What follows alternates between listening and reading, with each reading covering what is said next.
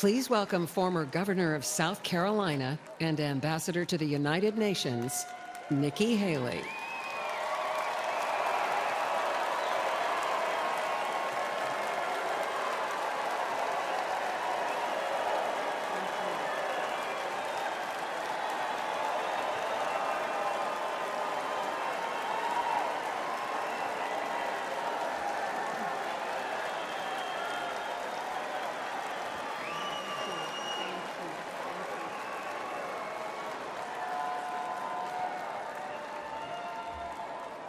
My fellow Republicans, President Trump asked me to speak to this convention in the name of unity.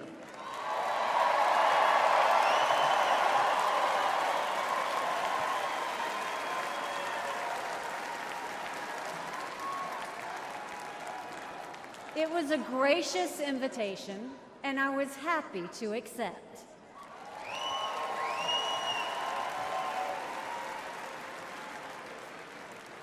I'll start by making one thing perfectly clear. Donald Trump has my strong endorsement, period.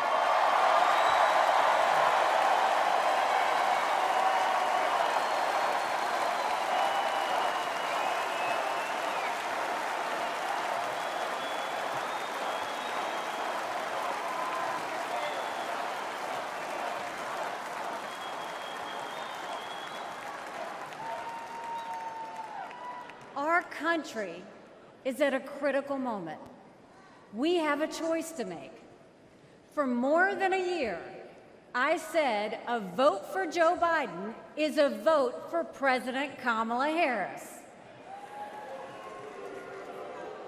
After seeing the debate, everyone knows it's true. If we have 4 more years of Biden or a single day of Harris, our country will be badly worse off. For the sake of our nation, we have to go with Donald Trump.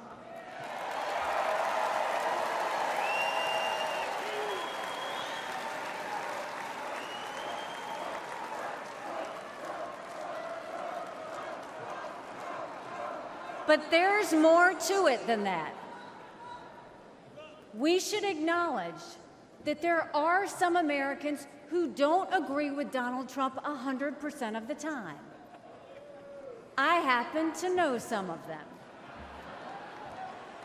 And I want to speak to them tonight.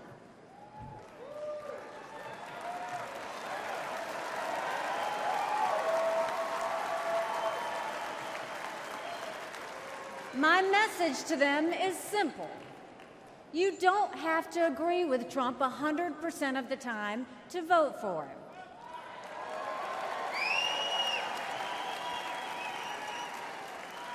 Take it from me, I haven't always agreed with President Trump. But we agree more often than we disagree.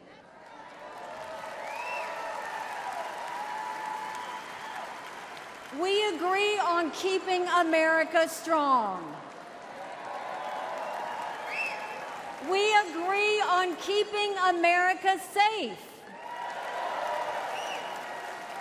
And we agree that Democrats have moved so far to the left that they're putting our freedoms in danger. I'm here tonight because we have a country to save. And a unified Republican Party is essential for saving her.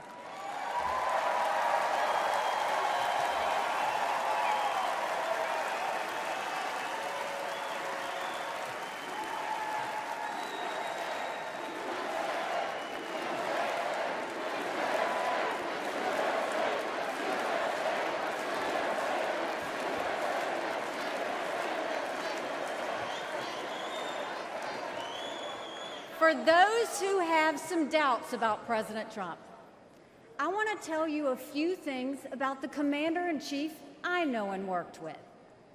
As Ambassador to the United Nations, I had a front row seat to his national security policies. We sure could use those again.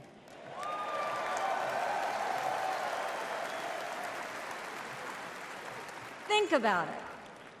When Barack Obama was president, Vladimir Putin invaded Crimea. With Joe Biden as president, Putin invaded all of Ukraine. But when Donald Trump was president, Putin did nothing. No invasions.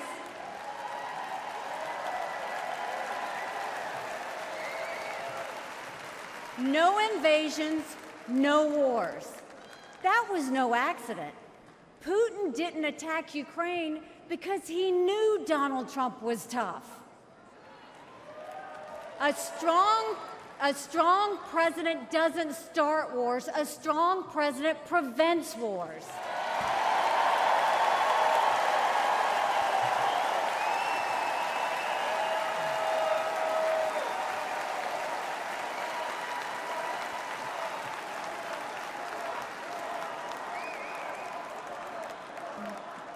Then look at the Middle East. Every problem in that part of the world can be laid at the feet of Iran.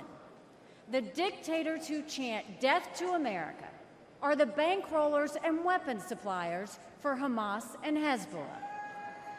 They're behind the barbaric massacres and the hostage-taking. Once again, compare Trump and Biden. Trump got us out of the insane Iran nuclear deal.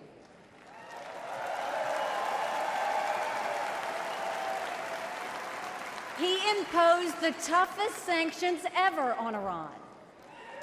And he eliminated the arch-terrorist Qasem Soleimani.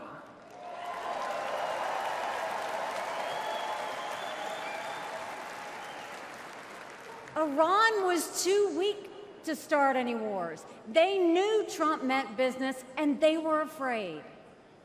And then there's Joe Biden.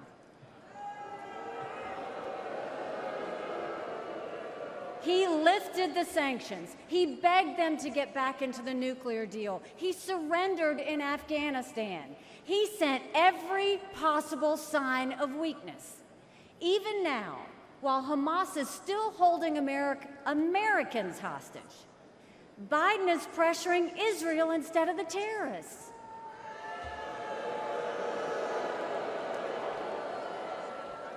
Between Israel and Hamas, Donald Trump is clear about who is our friend and who is our enemy.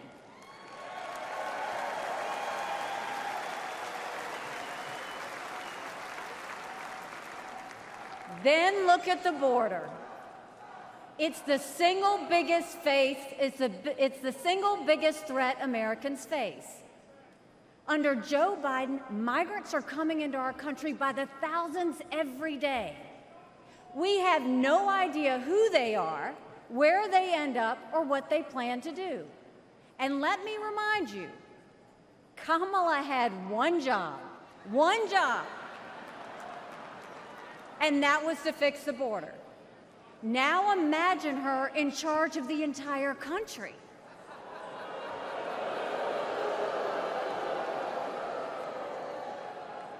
Under Donald Trump, we didn't have the border disaster we have today, and we won't when he is president again.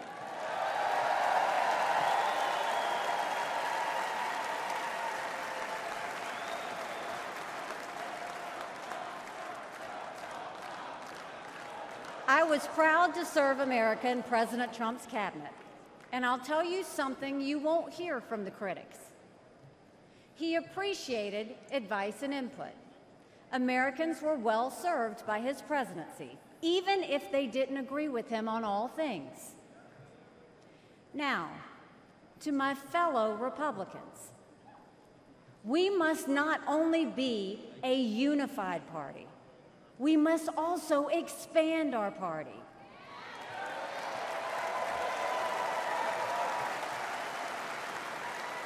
We are so much better when we are bigger.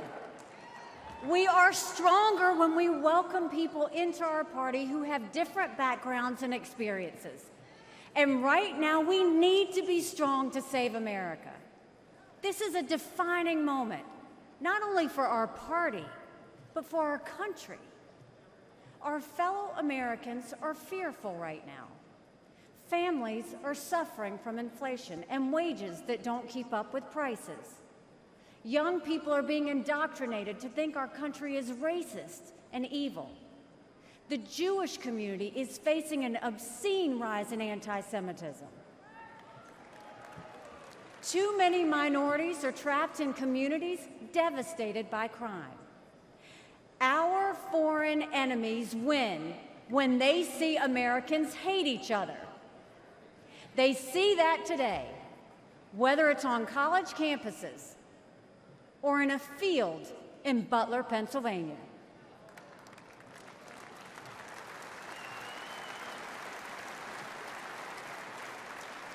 But we can conquer those fears with strength and unity. No president can fix all of our problems alone. We have to do this together. America has an amazing ability to self-correct. In this moment, we have a chance to put aside our differences and focus on what unites us and strengthens our country.